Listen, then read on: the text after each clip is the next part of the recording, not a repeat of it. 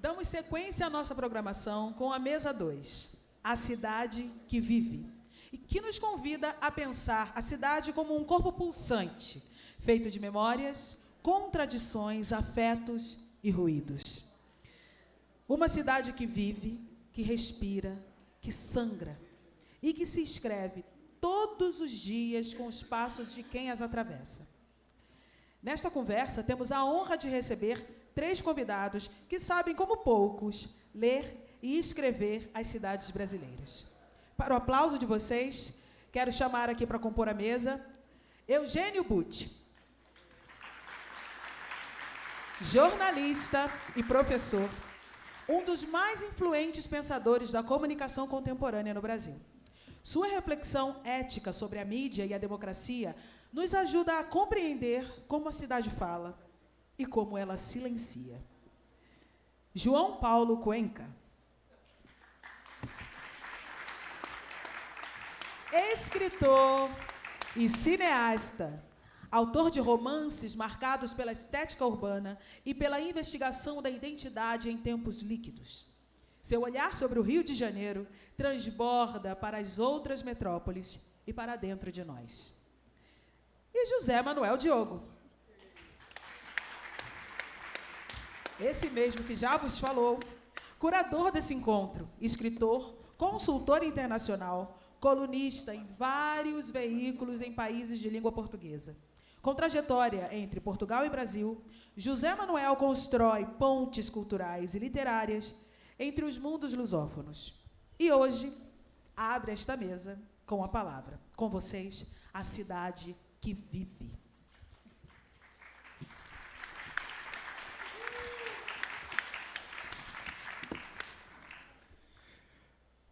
Olha lá, agora é que começa de verdade, né?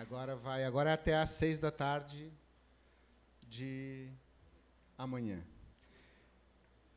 Uma história, quando começa a ser contada com pessoas, né? E a última vez que eu encontrei o Eugênio, ele estava assinando um livro maravilhoso não era na Livraria da Vila,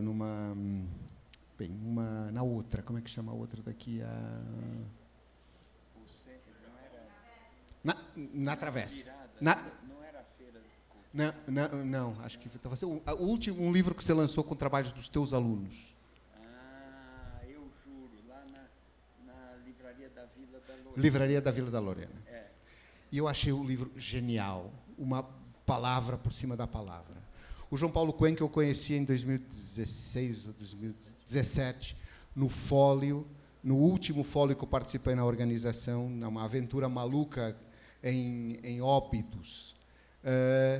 E eu constatei e vi agora, vocês não se conhecem, só de se lerem. Então é extraordinário, porque essa é uma estreia mundial de 2 escritores que eu admiro, duas pessoas que eu gosto muito, para virem responder a essa.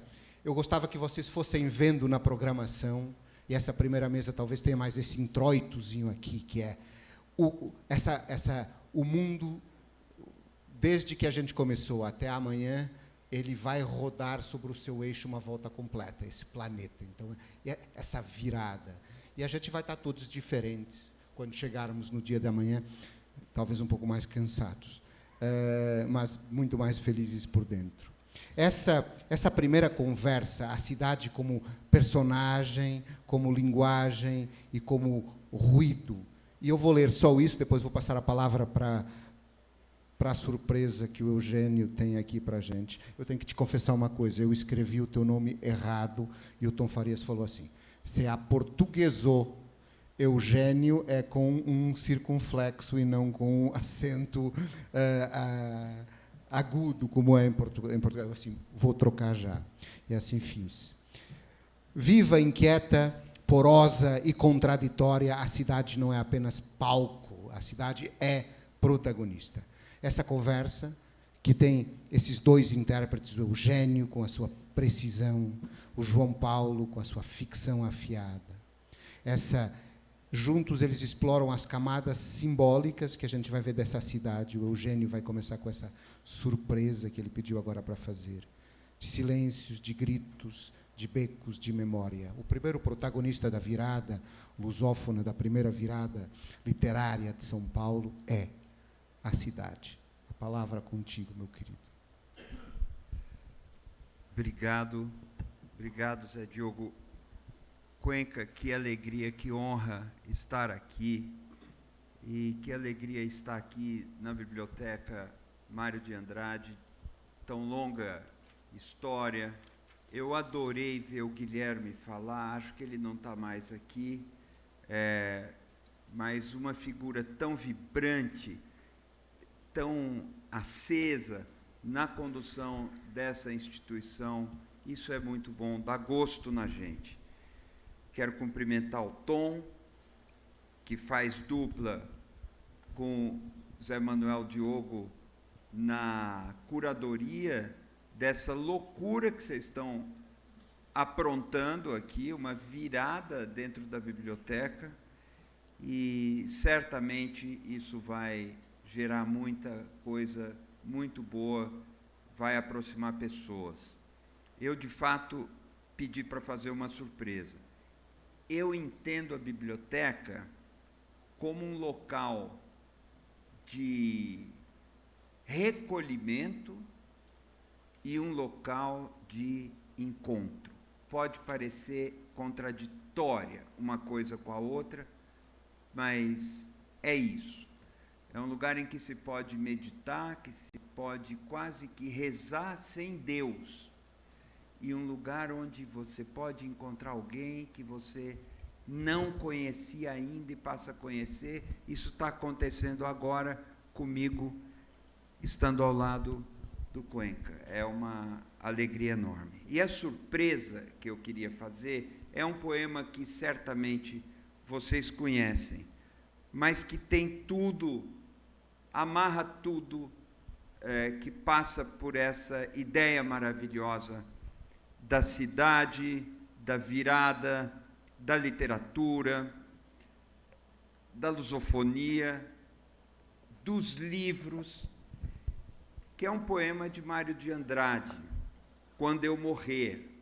A cidade vive quando a gente morre. Veja que coisa. Quando eu morrer, Mário de Andrade. Quando eu morrer, quero ficar. Não contem aos meus inimigos. Sepultado em minha cidade. Saudade. Meus pés enterrem na rua Aurora. No Paissandu deixem meu sexo. Na Lopes Chaves, a cabeça. Esqueçam. No pátio do colégio afundem o meu coração paulistano. Um coração vivo e um defunto bem juntos. Escondam no correio o meu ouvido direito, o esquerdo nos telégrafos. Quero saber da vida alheia, sereia. O nariz guardem nos rosais, a língua no alto do Ipiranga, para cantar a liberdade, saudade. Os olhos lá no Jaraguá assistirão ao que há de vir. O joelho na universidade, saudade. As mãos atirem por aí, que desvivam como viveram.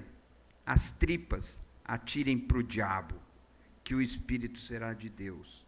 Adeus.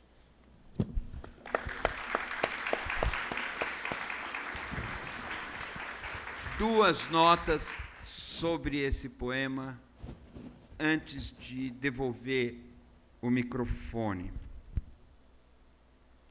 A primeira, sobre o verso, no Paissandu deixem meu sexo. Em Mário de Andrade, Paissandu. Paissandu rima com sexo. Ele diz pela rima o que é o sexo, que rima com os nossos ósculos e os nossos amplexos. Segunda nota, o joelho na universidade. Esse é um poema publicado em 1945, não existia, como existe agora, a cidade universitária. Mas eu, toda vez, acho que o joelho do Mário de Andrade está vivo na Cidade Viva Universitária, lá no Charco do Butantã.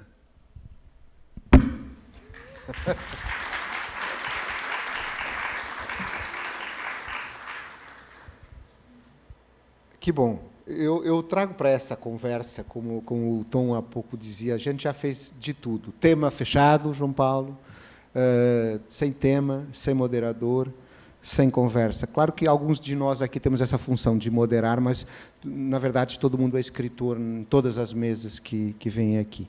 Mas, cabendo essa ideia de lançar inquietações. Então, eu desenhei duas inquietações para Eugênio Butti e inquietações para João Paulo Cuenca. 3 para cada um. A cidade como personagem literária é a primeira provocação para o João Paulo. Como a cidade molda os personagens e as histórias, de que maneira ela reflete as contradições e complexidades da cidade brasileira.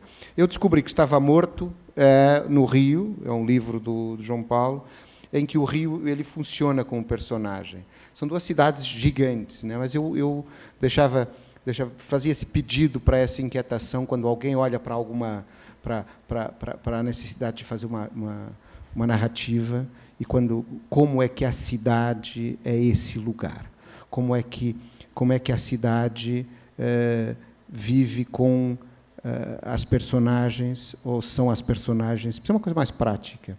Quando uma cidade faz parte da história, ela é o quê? Boa noite. Alô, está me ouvindo? Sim. Muito obrigado à organização por ter me convidado, Zé Manuel. Tom, é uma honra estar aqui do lado do Eugênio, também sou seu leitor, e não tenho nem roupa para estar aqui falando com você. Então, muito emocionado de estar falando numa virada cultural, porque há mais ou menos 15 anos, eu não morava em São Paulo ainda, moro aqui apenas há 10 anos. E foi um dos primeiros momentos assim que eu me apaixonei pela cidade, foi numa virada cultural. E foi o momento que eu conheci o centro.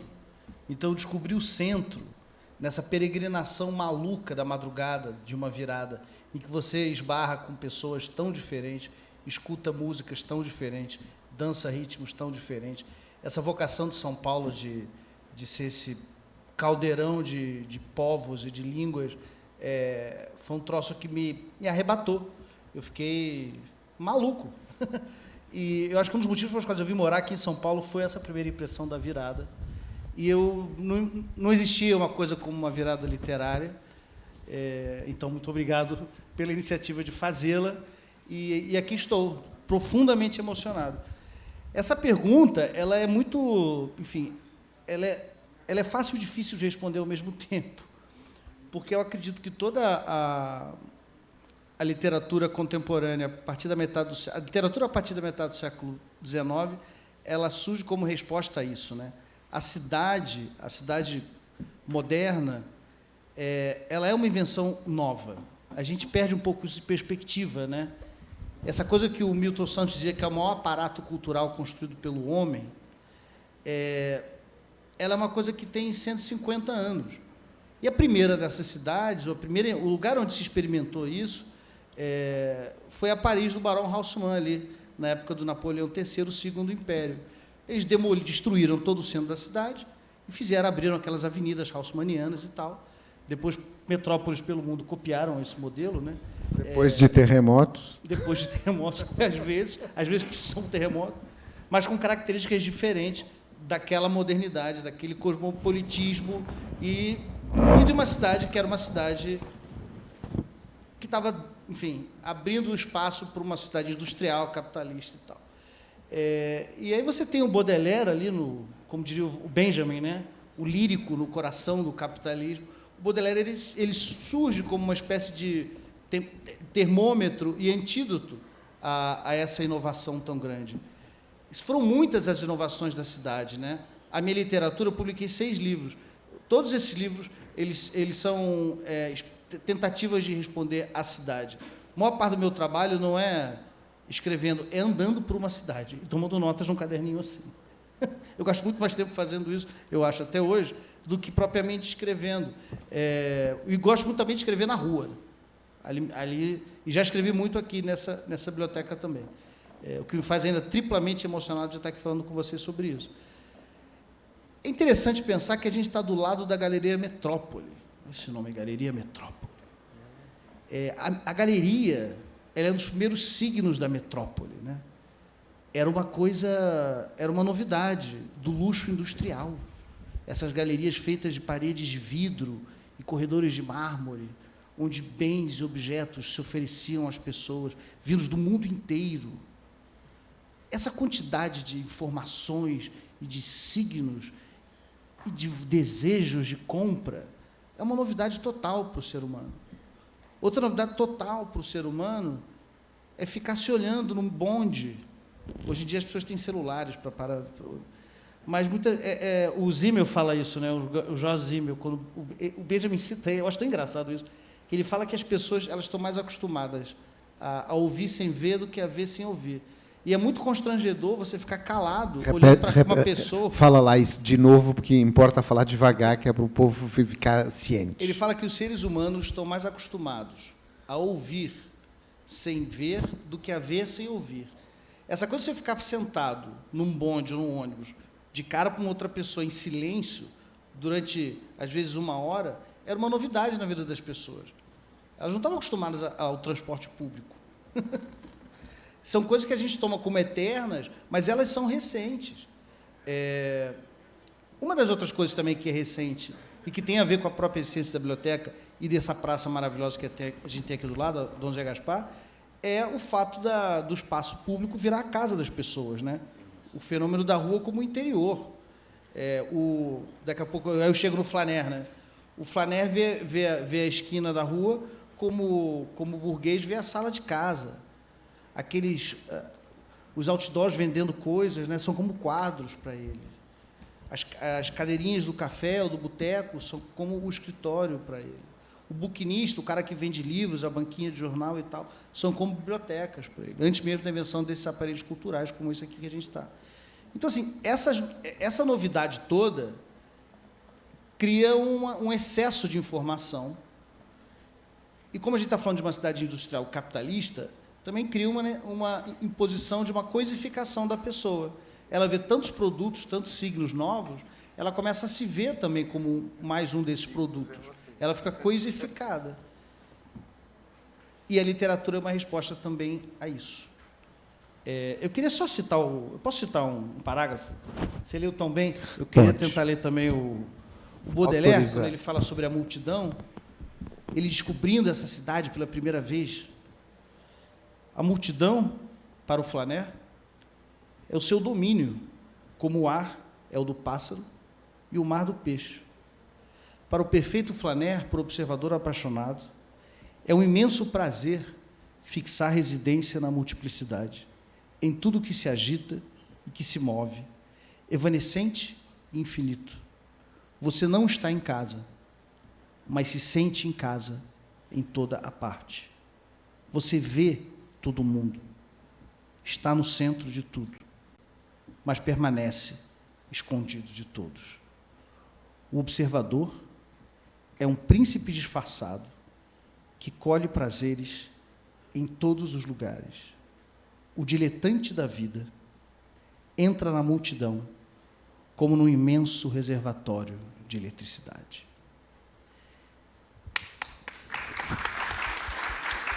Para o Baudelaire. O São Baudelaire.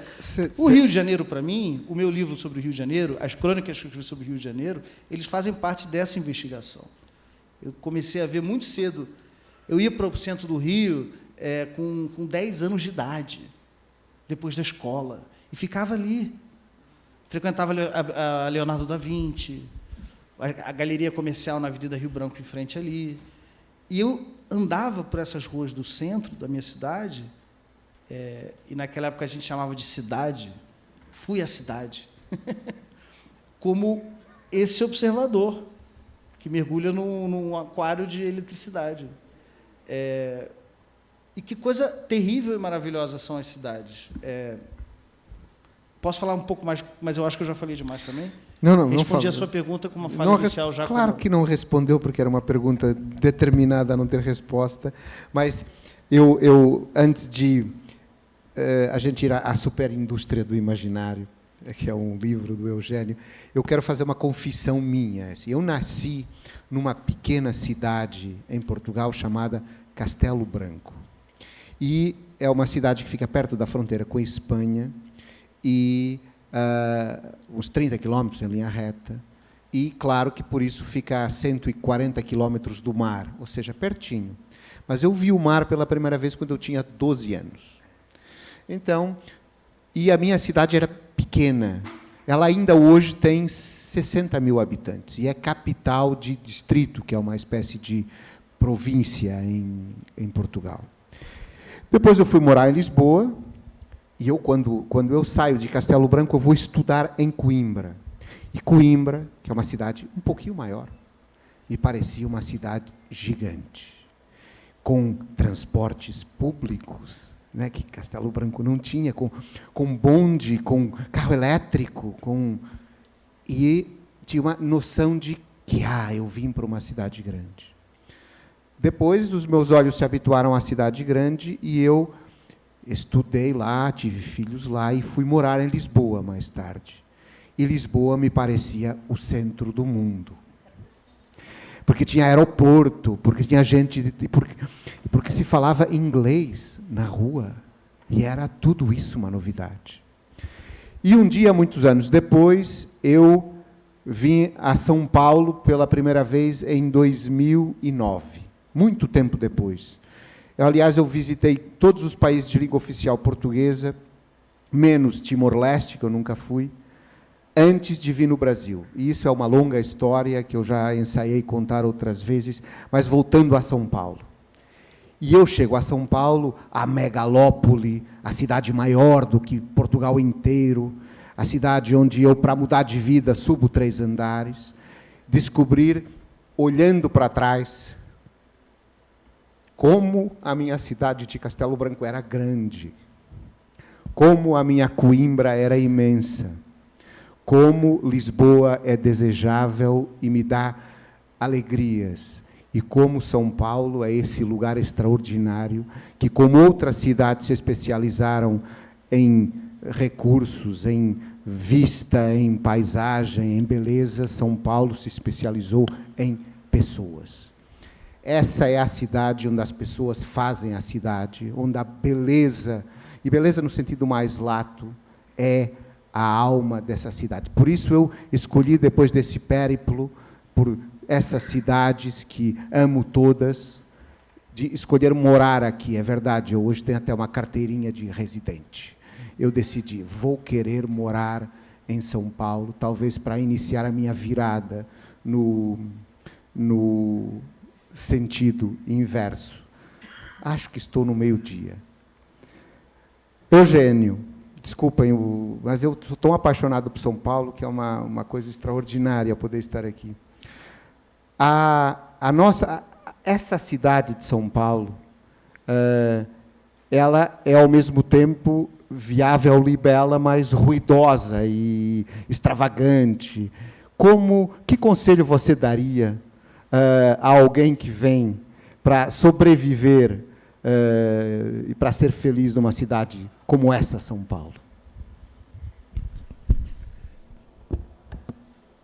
Zé Manuel, eu não devo dar conselho.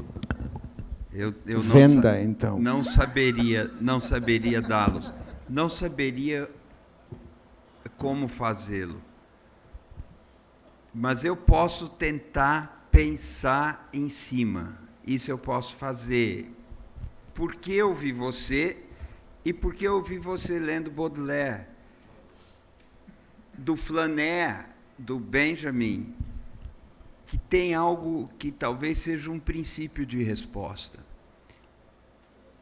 que flana entre dois mundos, mas não pertence a nenhum deles. Isso é tão bonito. E a canção do Chico Buarque, das galerias, eu te vejo sair por aí,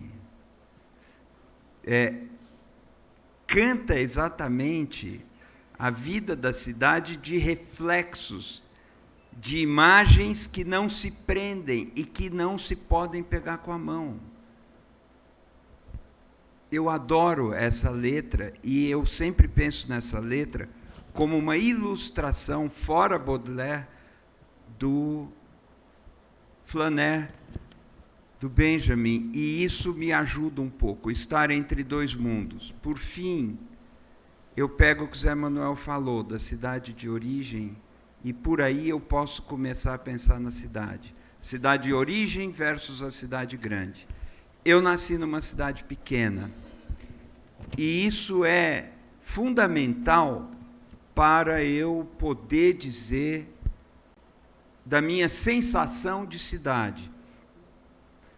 Orlândia, onde eu nasci, é uma cidade que tem linhas retas. São paralelas, perpendiculares, esquinas ortogonais. As avenidas no sentido norte e sul, as ruas no sentido leste e oeste. Como Nova York, mas Orlândia, diferentemente, deu certo. Ela tem todas as ruas de mão dupla.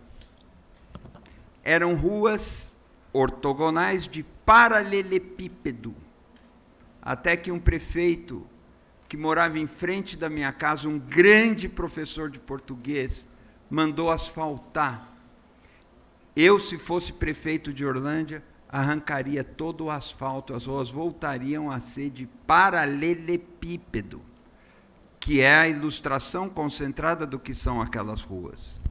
E lá eu aprendi a pensar com linhas retas, porque a gente via a natureza olhando para um lado, olhando para outro, olhando para cima e olhando para baixo. Dava para ver o fim da cidade, e o fim da cidade era a natureza. E na natureza, as linhas eram curvas. Pulo um pedaço da história, venho para São Paulo. Eu vi o mar pela primeira vez com 8 anos. E a primeira coisa que eu fiz foi beber a água do mar. Você fez isso? Claro, né? É salgada. A primeira coisa, porque eu não acreditava que a água fosse salgada. Venho para São Paulo. Em São Paulo, as ruas não são retas, não são perpendiculares. Por quê? Porque elas emulam as linhas da natureza. E, em outra medida, elas pavimentaram o caminho dos povos indígenas que moravam aqui.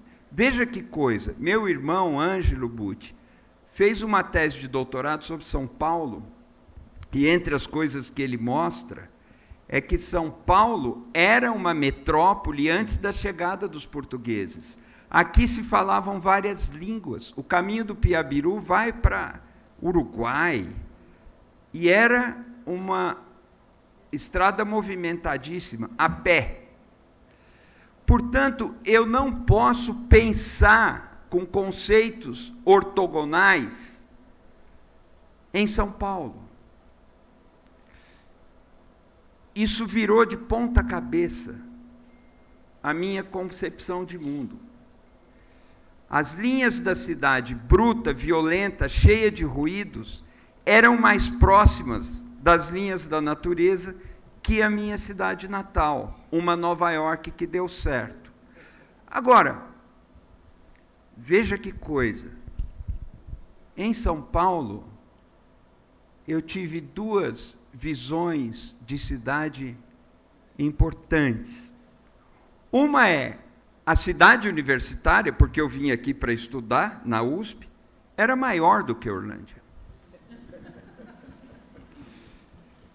A segunda é, a elite de São Paulo era menor, muito menor do que Orlândia. Esse choque que marca a classe social foi, para mim, um fator de formação. Portanto, se eu fosse dar o conselho que você me pede, ele seria: demarque a elite. Mas esse é um bom conselho e um mau conselho. É um bom conselho porque a concentração se mostra mais, concentração de renda, concentração de riqueza, de poder, de tecnologia, não de cultura, porque no Brasil a elite, a classe A, é a classe Z cultural, eu não tenho dúvida disso. Portanto, não de cultura, mas de poder, de dinheiro, de tecnologia, de meios. Está lá. É bom localizar, é bom localizar. Mas é um mau conselho, porque eu deveria dizer, fuja da elite. Então, termino esse conselho com essa abordagem, por assim dizer, em oxímoro, para dizer, eu não tenho conselho.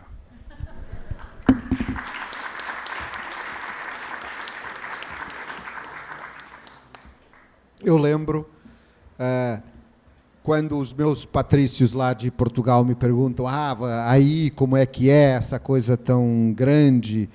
Assim, a coisa grande tem muitos lugares pequenos. E eu aprendi como transhumante de cidades uma coisa: a gente só não pode escolher a porta de entrada da cidade onde a gente nasce, porque essa nos é dada pelos nossos pais.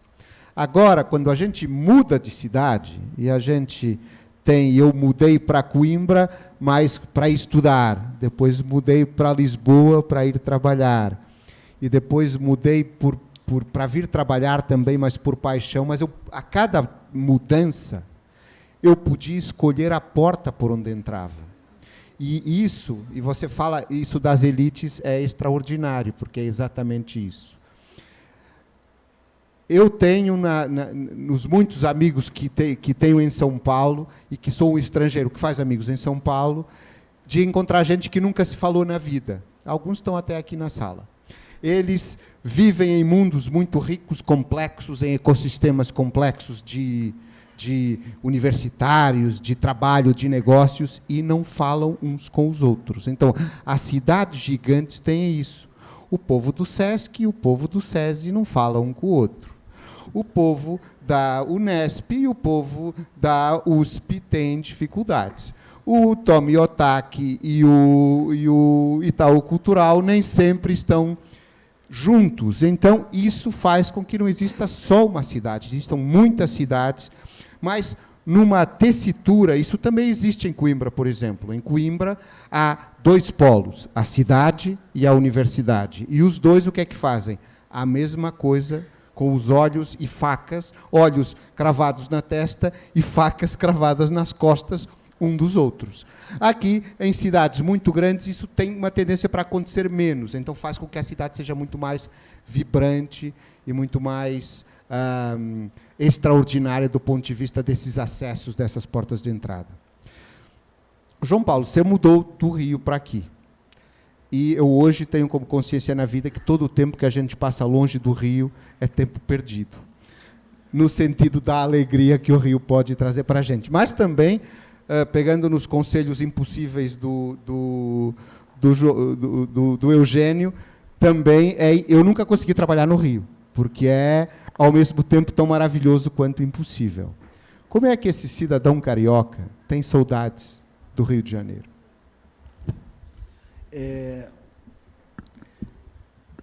O Rio de Janeiro, você sente vontade de tomar um chopp antes do almoço.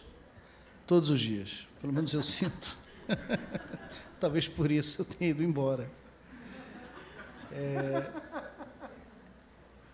Eu saí do Rio de Janeiro numa briga tremenda. Você falou de um livro, o Descobri que Estava Morto, é um romance enfim, contando muito rapidamente, se baseia num caso verídico de que um homem, enfim, ele faleceu com a minha certidão de nascimento original no bolso e foi identificado à polícia como eu. E não foi você que pôs a certidão de nascimento no bolso dele? Não. Tem teorias para como essa certidão foi parar lá no bolso dele, mas, enfim, tem um mistério muito grande. Esse homem morreu na Lapa, na Rua da Relação ali. num edifício que era um esqueleto de um edifício. No processo das reformas, daquele boom imobiliário pré-olímpico, fizeram um retrofit no prédio, e, enfim. E aí eu escrevi todo um romance, que uma parte do romance é esse caso policial, e outra parte do romance é uma espécie de crônica dos salões do Rio de Janeiro, da elite carioca, e de todas aquelas pessoas que estavam faturando muito com o processo olímpico, enquanto boa parte da população faturava nada, né? Todas aquelas grandes obras urbanas propostas só serviram para passar dinheiro público para o bolso muito fundo de pessoas muito privadas. Assim aconteceu no Rio, no processo pré-olímpico. Enfim, foi um momento que eu briguei com todo mundo, inclusive com os meus empregadores. Eu falava na televisão, eu escrevia para jornais, enfim. E aí eu fui embora, porque também comecei a achar aquilo muito pequeno para mim, para quem eu queria ser, né? E me sentia muito observado no Rio. Uma coisa maravilhosa de São Paulo é que você realmente é anônimo, né? Ninguém liga para você. No Rio, as pessoas olham o seu sapato. Se você tem uma coisa que seja um pouco diferente no seu corpo, de uma bermuda de tactel e uma camiseta com um bonequinho surfando, ou uma coisa assim, você vai ser taxado de estranho. E, enfim, tem uma hora que você cansa de ser estranho, e vai ser estranho num lugar onde ninguém liga para você, que é São Paulo. Então, isso tem a ver também com esse primeiro encontro com São Paulo, que é essa quantidade de gente diferente e essa sensação de você ser realmente, como o Baudelaire fala nesse texto, uma pessoa que está só olhando. Me interessa muito esse lugar da pessoa que só olha. E eu briguei muito feio com o Rio, fiquei um tempo sem conseguir ir, e agora é a melhor coisa, porque eu sou um estrangeiro no Rio. Então, eu me divirto, e principalmente tenho hora e dia para voltar para a minha casa aqui na Roosevelt, aqui perto. Mas é uma relação que era muito mais conflituosa. Hoje eu até tenho saudades, fantasio, uma aposentadoria no Leme, talvez. O Leme é um bom bairro. O Rio é uma boa cidade para ser aposentado. Jogar aquele vôlei da praia, sabe que eles jogam vôlei assim?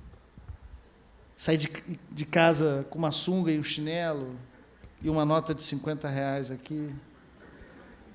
Ficar tomando chopp de tarde. Eu fantasio, às vezes, uma velhice no Rio de Janeiro.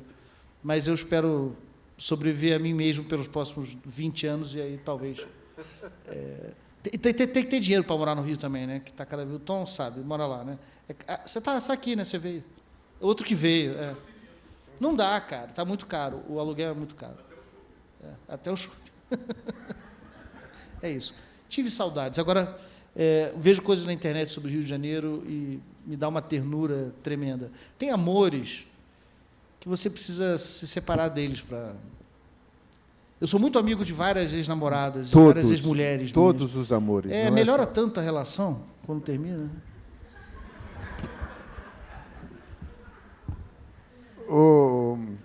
Não vale falar verdades tão profundas assim.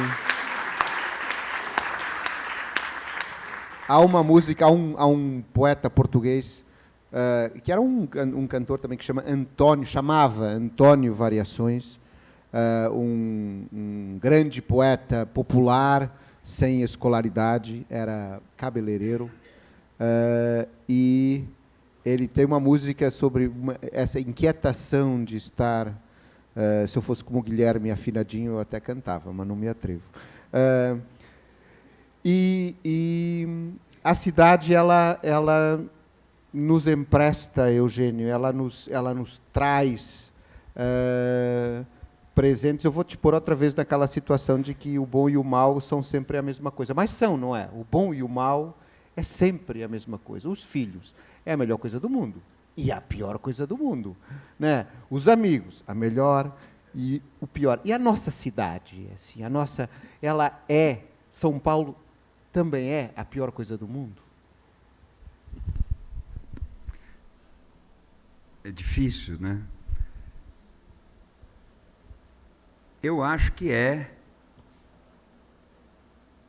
Mas, assim, São Paulo já foi cantada, foi descrita de tantas maneiras. Eu acho que foi aqui que Lévi-Strauss teve o vislumbre de que estávamos tratando de um lugar que saiu da barbárie e chegou à decadência sem nunca alcançar o apogeu. E eu tive essa visão de São Paulo quando a gente estava numa polêmica na cidade, com aqueles arcos que tem ali na 23, aqui perto. Ali tinha um casario que as pessoas achavam que não podia ser derrubado, porque era marca de um tempo, havia proposta de que aquilo fosse tombado. E o prefeito, acho que era Jânio Quadros, mandou derrubar tudo. E aí, atrás, apareceram os arcos, que também são uma coisa preciosa. Isso é um pouco Roma, mas é uma Roma de São Paulo. E nós temos tantas histórias assim na cidade, em que a selvageria da qual partimos vai cometer uma atrocidade e revela uma preciosidade. São Paulo, nesse sentido, e é sempre para mim e para os meus irmãos um contraste com a cidade pequena, de onde a gente veio, é o que há de pior. Ou atrai, concentra o que há de pior, embora aí a rivalidade com o Rio de Janeiro seja muito complicada. E eu não quero ofender os... Agora, é também o que há de pior, de melhor, porque você falou do anonimato, da sensação de olhar, né? Nós somos seres olhados no espetáculo do mundo. Às vezes também desfrutar do prazer de ser olhado mais impunemente ou de maneira a não deixar marcas e não ter que prestar contas. Esse trafegar tem histórias tão bonitas sobre os encontros e os desencontros que duram 1 minuto. Nisso, São Paulo nos confere uma condição inigualável. Dizem que Nova York é assim também, mas eu não tenho como comprovar.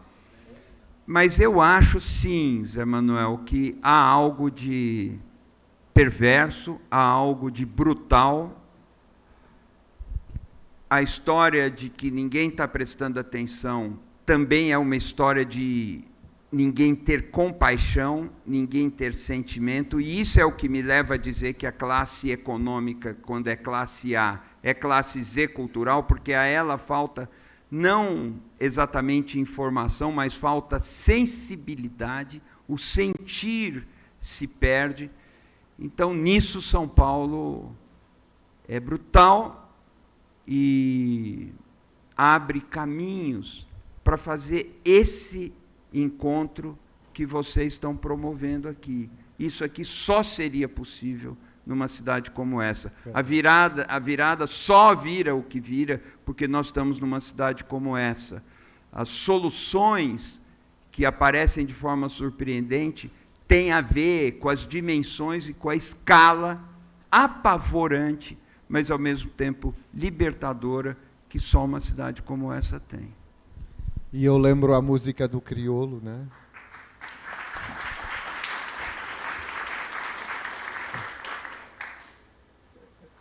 Não existe amor em SP.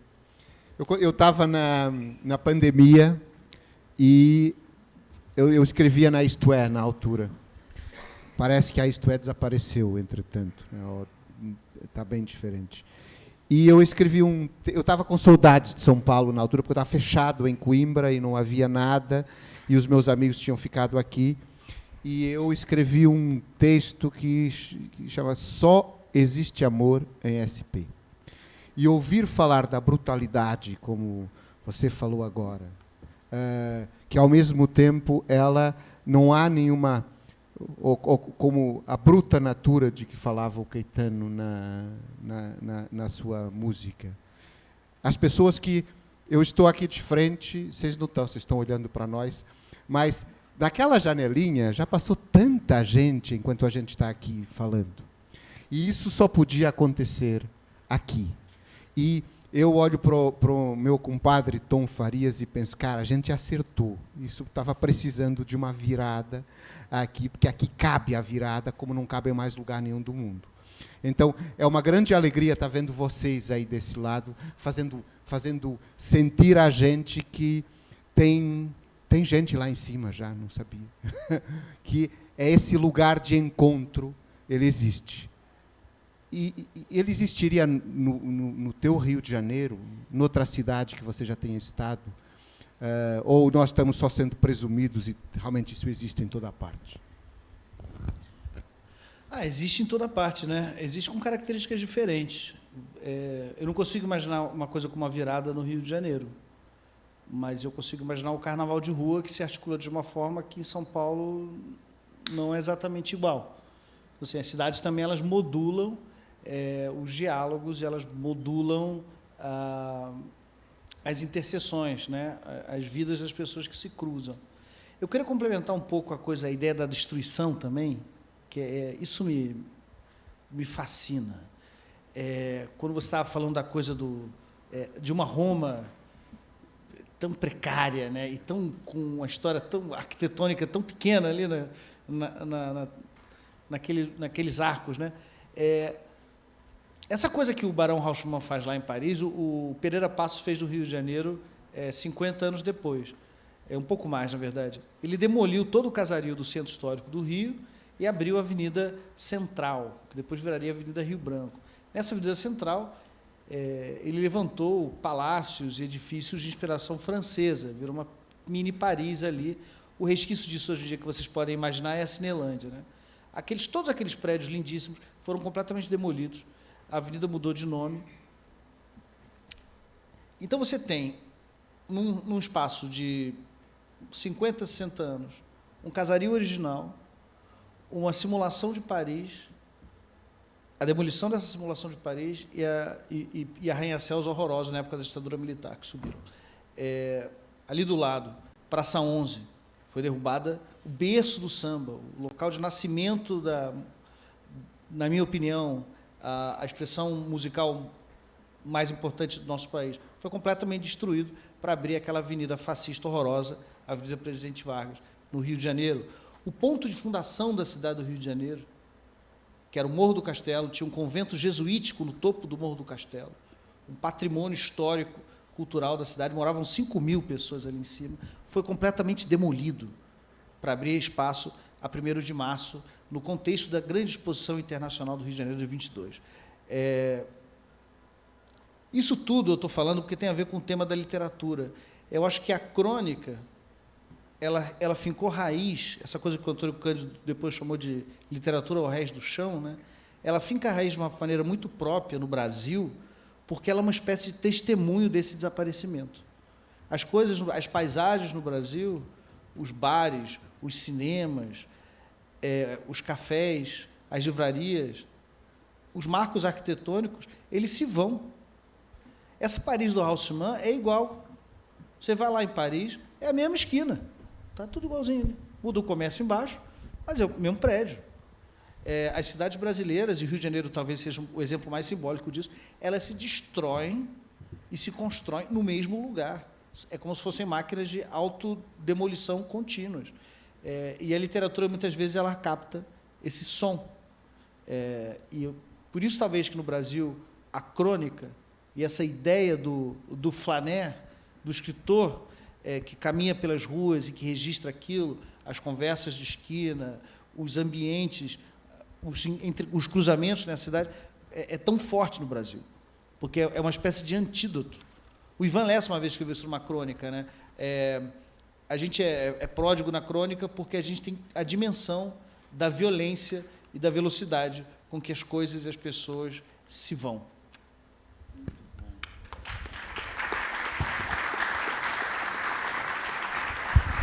Eu estou adorando demais isso aqui, adorando. Eu vou pedir para esticar o tempo aqui, mas antes, para a pergunta, eu estou sem relógio, sem celular, não tenho ideia nenhuma. 8h30, isso quer dizer que a gente está com meia hora ainda, né? Ainda temos meia hora de de alegria, que coisa boa. Eu vou depois passar vou fazer só mais uma voltinha aqui, depois a gente vai deixar vocês fazerem perguntas, então vão já pensando nas perguntas, naquilo que vocês querem deixar aqui. Essa primeira mesa, vamos não esquecer isso, as mesas têm uma história, todas elas são independentes, mas toda essa virada a gente tem histórias para contar. A seguir vamos no corpo, agora estamos na cidade, passaremos pelo tempo, percorreremos os livros, tudo isso com gente, escritores e escritoras que vão estar aqui falando juntos. A cidade como personagem, linguagem e ruído, essa companheira. Eu nasci numa cidade pequena, e vocês já falaram os dois do fim da aposentadoria, do fim, cara, a gente vira 55 e começa a pensar o tempo é um bem escasso, né? O Sísifo fala do real eterno retorno, mas a gente, a partir de uma certa altura, tem menos tempo para empurrar a pedra morro acima. Diz que a gente só empurra a metade, ou, se não tiver sorte, de mandar o outro empurrar por nós. As cidades, e hoje a gente morre todos da mesma forma, de uma forma muito desumanizada, talvez, de uma forma diferente que era quando as cidades eram outras, ou eram menores, sem querer ser nada soturno com isso aqui, assim, mas isso vai acontecer com a gente um dia, né? A gente é bicho de cidade, não voltará para o campo.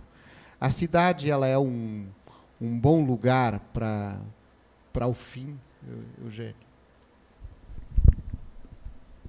Eu me lembro aqui de um sociólogo, antropólogo, Marc Augé, que eu gosto muito. Eu digo esses dois selos para designá-lo por um motivo muito simples. Ele formulou um conceito de não lugar, que é o lugar de passagem.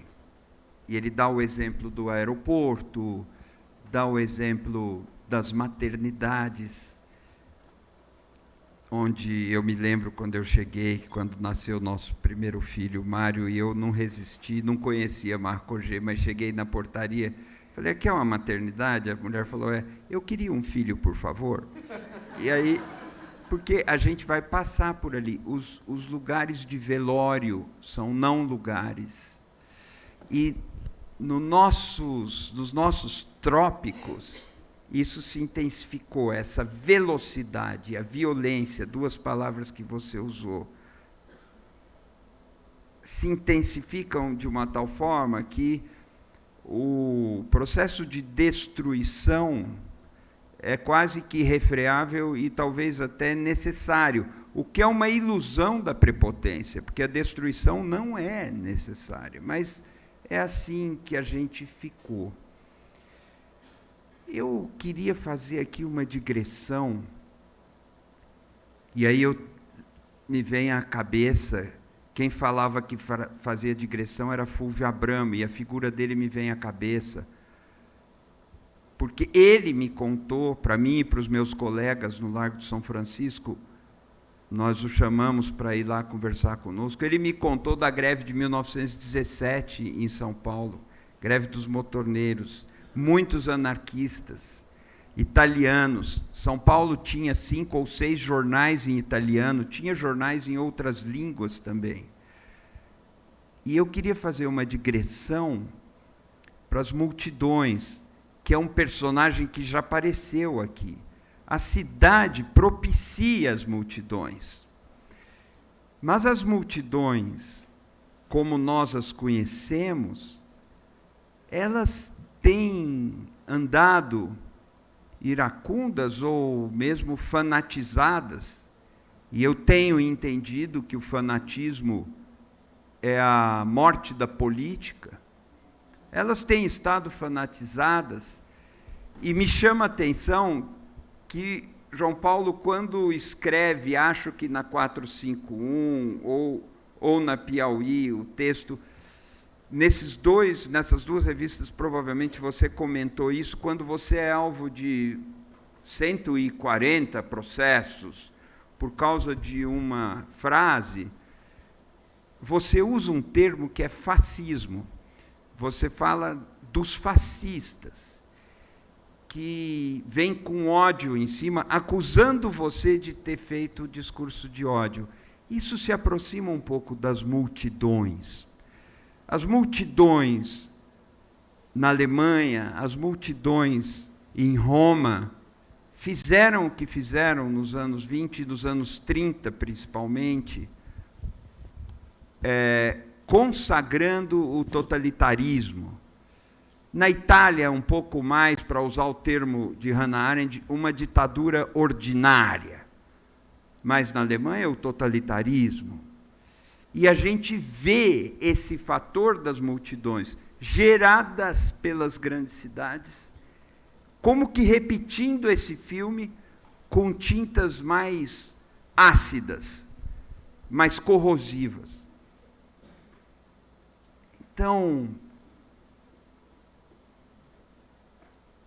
eu queria fazer essa digressão em homenagem a Fulvio Abramo, porque os problemas são novos, embora as raízes sejam identificadas, a gente consiga palpá-las e consiga encontrar algumas origens no passado. E isso pode nos ajudar a entender.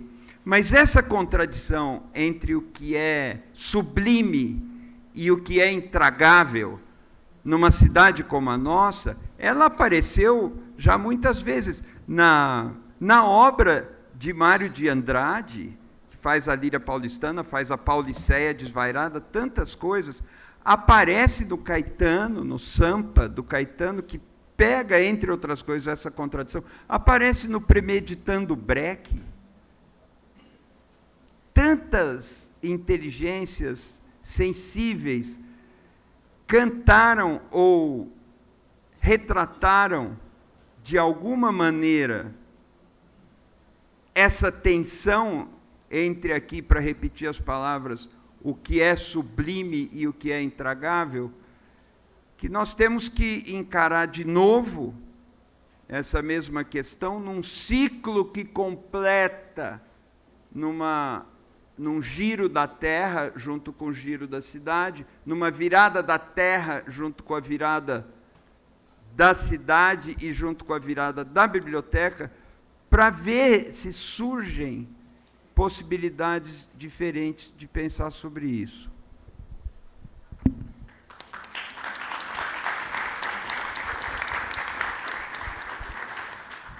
Sendo que, como de uma pergunta sobre o fim, você faz uma resposta sobre o princípio. Eu estava vendo um filme com o Reinaldo Azevedo, isso é uma conversa há muito pouco tempo, e precisamente hoje a gente não tem muitas discussões para ter na sociedade, né? Hoje a questão e talvez essa luta se trave nas cidades, mas ontem mesmo havia um breaking news de que uma juíza em Santa Catarina tinha condenado a pagar 600 mil reais uma jornalista por ter falado uma coisa que era pública e verdadeira. Então, isso... hoje, João Paulo, a cidade ela serve de amplificador a essa apropriação dos valores da democracia como valores contra a democracia. Ela serve de amplificação a reclamar a liberdade de imprensa contra a liberdade de imprensa. Mas será também a cidade a única forma de colocar um tampão nisso? A solução também terá que nascer aqui dentro. Que movimentos, o que é que as pessoas, o que é que nós podemos fazer para que nós... Agora que a sala está completa e não cabe mais ninguém aqui dentro, isso é uma coisa bonita. O que é que a gente pode pedir para esse povo aqui, para essa gente fazer, para que essa destruição que está minando aquilo que foi o nosso cimento até hoje, o que é que a cidade pode, o que é que as pessoas da cidade podem fazer? Liberdade para responder.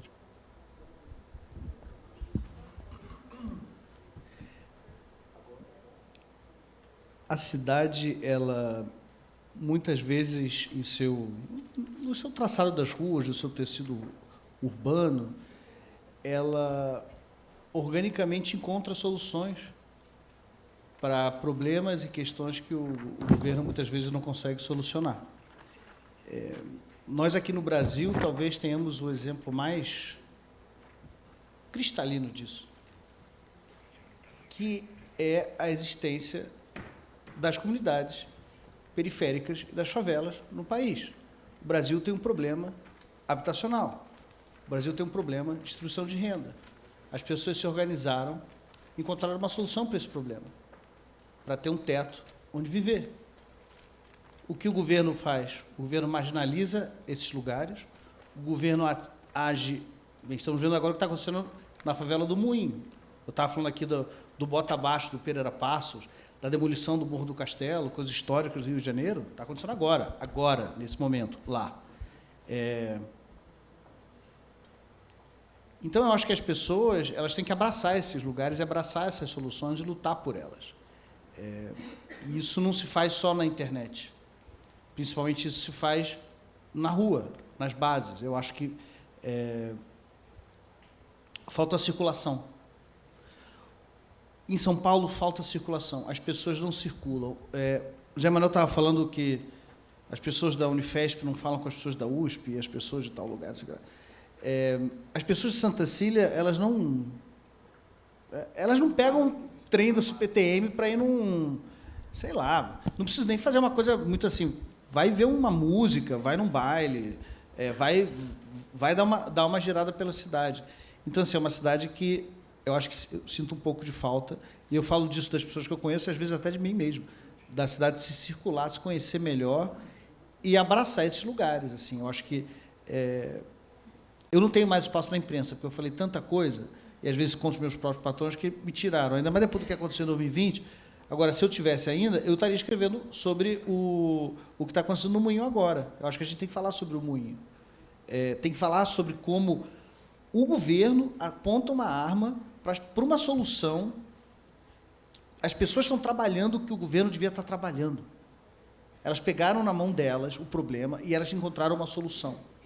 O que o governo faz? Quer demolir e quer matar as pessoas. Porque você tem esse componente também dessas pessoas viverem sob o jugo do braço armado do Estado, representado pela Polícia Militar. E o Estado de São Paulo está cada vez mais parecido com o Rio de Janeiro, depois da mudança de governo que houve. Então, você tem essa população também sob o jugo da Força Armada do Estado.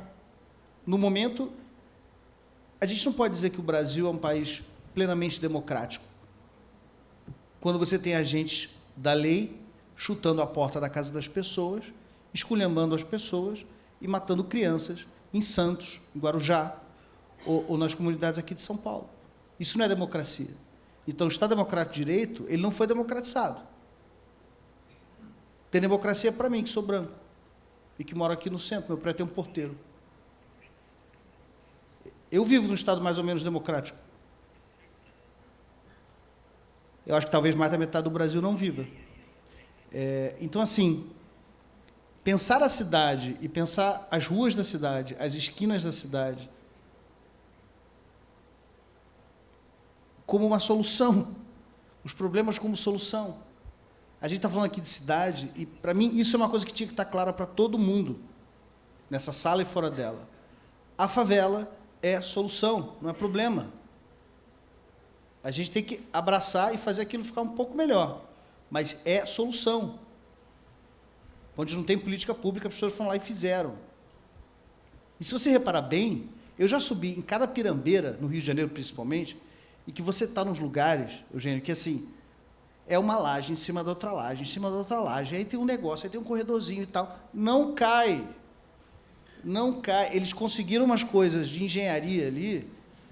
Eles, quando sobe, também a laje é grande, né? A viga é grossa. Mas, assim, não tem demolição. É muito raro ter um desabamento. Aquilo funciona. Funciona muito melhor do que a elite brasileira merece. Muito melhor do que o poder público merece. Então, nós temos que abraçar.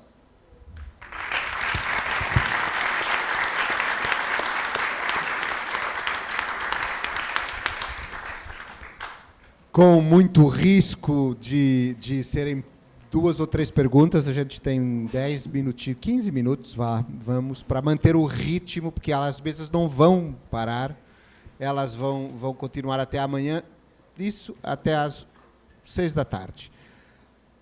Quem tem... 1, 2... Eu vou aceitar todas agora. 1, 2, 3, 4. Pronto, vamos lá. Começamos por... Tem que ser curtas, e eu vou pedir um favor para vocês. Pergunta é pergunta, não é pergunta e resposta, tá? Vamos fazer assim. Professor Butti, qual livro o senhor sugere para a gente entender melhor este ser vivo chamado cidade? Livro de literatura. Obrigado. A próxima. Ali.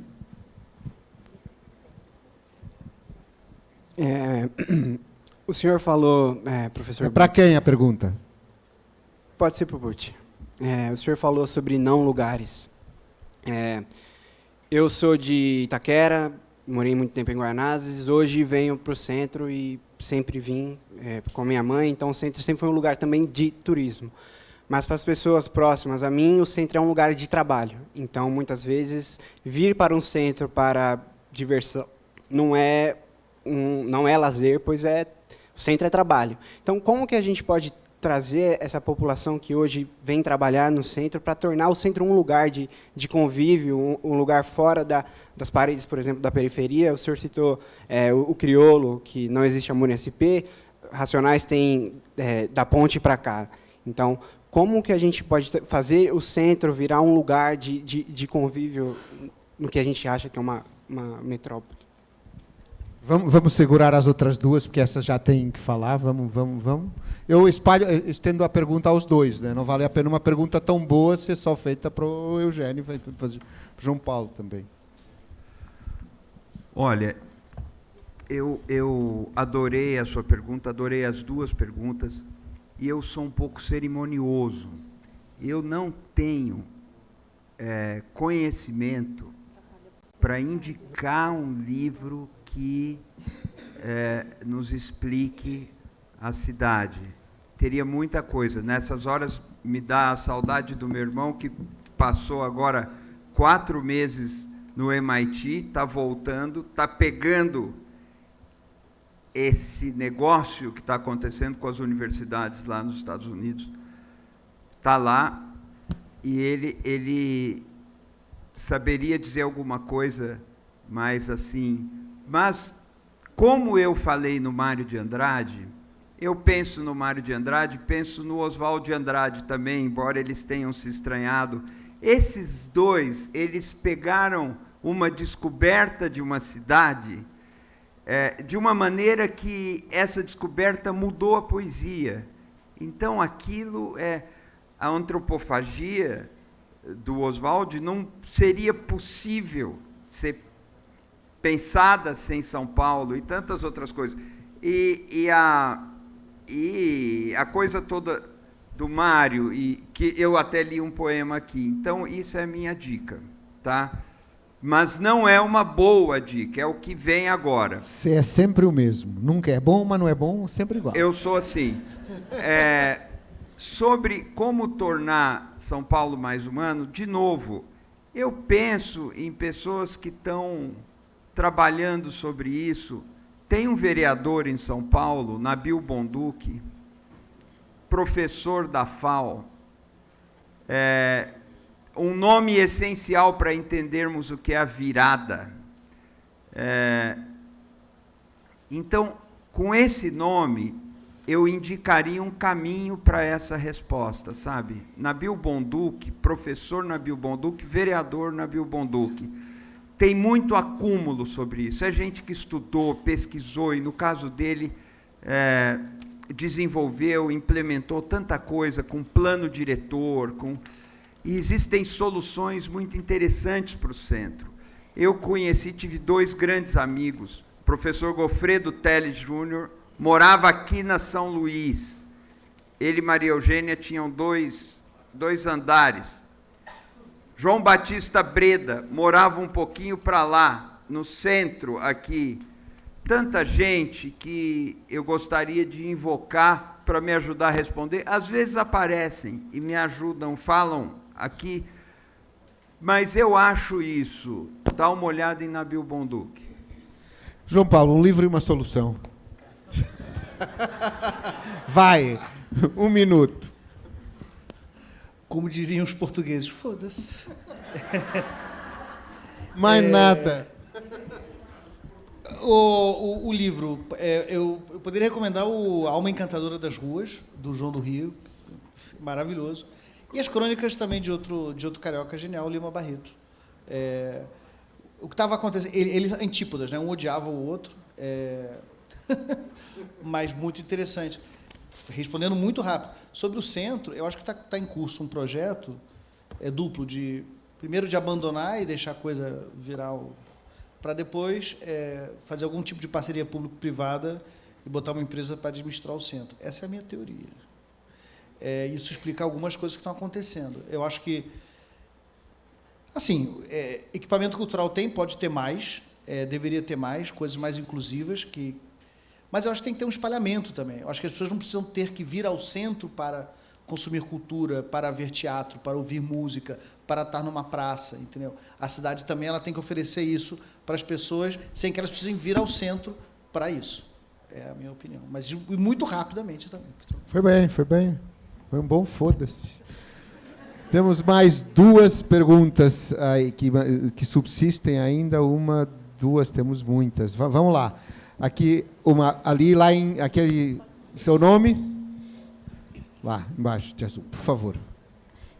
Bem uma pergunta, né? Ele falou, não precisa vir ao centro. Mas, assim, pensando na virada cultural como ela é hoje, pensando como ela era no passado, nós tínhamos uma virada cultural que era realmente uma virada cultural. O povo da periferia, Parelheiros, lugares mais longes, elas vinham para o centro para ter esse contato com todas as tribos da cidade. E hoje não. Hoje ela é colocada lá no lugar dela. Então, a gente tem um show lá na Zona Leste, eles não precisam vir aqui. A gente tem um show lá no Campo Limpo, eles não precisam vir aqui. Então, é colocado funk lá, o hip lá. Tá? Só para deixar bem claro a minha resposta. Não era sobre a virada, era sobre a vida. Sim, é que eu já estava conversando sobre a virada com ela aqui, com a minha amiga, assim que a gente estava vindo para cá, e você falou, falei, refletindo sobre como é feito hoje a virada cultural e como ela foi criada no passado. Qual era o objetivo dela e qual é o objetivo agora, e aonde é colocado cada pessoa de acordo com a sua classe, com o seu gosto, né, com a sua cultura. É isso, é só um pensamento. Ok. E foi curtinho, que é uma coisa ótima. Lá atrás. Ali. Havia mais uma pergunta, mais 2. Vamos fazer essas 2 aí. Você só não falou o seu nome, eu não quero ficar com o seu pensamento sem nome. A Daniela. Vamos lá. Boa noite, meu nome é Adelson. Eu tenho uma dúvida. Eu vejo muito em livros cariocas falando sobre a cidade, que tem vários personagens vivos. Por exemplo, as praias, a Rua do Ouvidor, os malandros, os sambistas. E em São Paulo, quais seriam os personagens da cidade de São Paulo em um livro?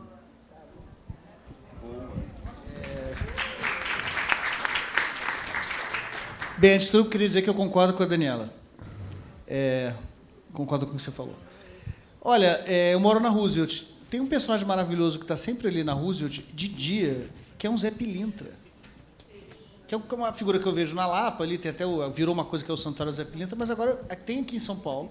De dia o cara tá de Zé Pilintra, de gravatinha, chapeuzinho. Eu falo, boa tarde, seu Zé, ele me saúda e tal. Você tem as figuras dos botecos do Bexiga, que eu amo. Tem uns botecos ali que tem sinuca. E aí você fica conversando com esses caras. Você tem umas figuras também no karaokê da esquina da minha casa, ali que não tem nem nome, era uma padoca que virou um karaokê. E aí eu faço questão de ficar ali de madrugada e falar com as pessoas que estão ali trabalhando, de suas diferentes formas. São Paulo tem muito personagem maravilhoso. E o João Antônio é um clássico da literatura brasileira, que é um grande exemplo disso, né? O João Antônio, antes de morar no Rio, ele escreveu boa parte da literatura dele aqui. Ele adaptou para o Rio de Janeiro, mas a visão que ele faz do boteco, da esquina, dos personagens, do flanelinho e tal, ele forjou aqui em São Paulo. Então, é uma cidade tão ou mais rica que o Rio de Janeiro nesse sentido. Isso. Eu só quero falar uma, assim. Tem uma coisa pertinho daqui, que quando um amigo meu, Josué, que é um juiz aqui de São Paulo, ele me levou para ver o centro. Há 15 anos atrás, para mim, o centro não existia. Eu comecei lá pela Zona Sul, não havia centro, era como se fosse assim, uma coisa muito remota. E ele me levava de metrô, que é outra coisa, os europeus vêm e pensam que se entrarem no metrô aqui vão morrer, é automático. E tem muita gente da Zona Sul que também acha isso. Que é uma coisa estranhíssima, né? Assim, uma coisa... Agora, tem o Bar do Léo, vocês sabem, conhecem o Bar do Léo? O Bar do Léo é uma personagem, é uma coisa viva, então... Ele levantou a mão ali também, mas eu acho que eu respondo e depois a gente... a gente vai ter... Então, mais uma pergunta que estamos chegando, mais uma, e depois terminamos. Tá falando que não. Ó, eu não quero deixar de responder. Acho que sobre os personagens está muito bem contemplado. Eliana, né? Daniela, eu não quero falar sobre a cidade, mas eu quero falar sobre uma coisa que está mudando isso que você descreve, que é a política de cotas nas universidades brasileiras, nas universidades públicas. Aqui está comigo a Maria Paula, minha mulher, que foi quem fez pelo MEC a sustentação oral no Supremo Tribunal Federal quando essa política foi julgada e passou. E nós, na universidade, hoje, temos uma paisagem completamente diferente do que tínhamos. Eu sou professor da USP, eu vejo lá, mais de 50% dos alunos que entram na USP hoje vêm de escolas públicas, e aí já está incluído a cota para negros, indígenas. Isso está mudando essa inércia de que os públicos ficam separados. Hoje nós temos uma universidade muito mais plural, posso falar com muito conhecimento de causa da USP, mas isso acontece em outros lugares. E, atenção, a universidade ficou melhor, ela não ficou pior. Surgiram desconfianças de que o nível ia cair. Mentira, o nível subiu, porque o corpo discente, que são os alunos, ele é muito mais rico, muito mais movimentado, muito mais plural. A vantagem de você ter gente diferente se encontrando é a expansão da cultura, do horizonte cultural. Então, isso está dando certo. Isso ainda nos trará desafios, é uma coisa difícil de administrar, mas isso está dando certo e poderá ser uma lição para a cidade maior e para o país.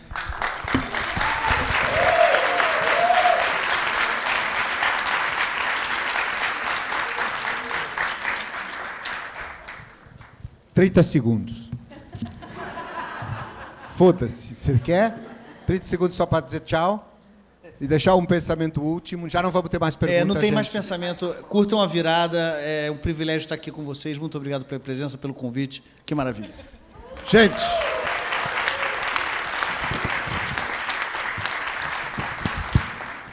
Cábula aqui. Só para falar para vocês que já de seguida temos outra mesa que vai ser apresentada. A gente vai tirar uma foto. Um aplauso grande para vocês e obrigado, hein?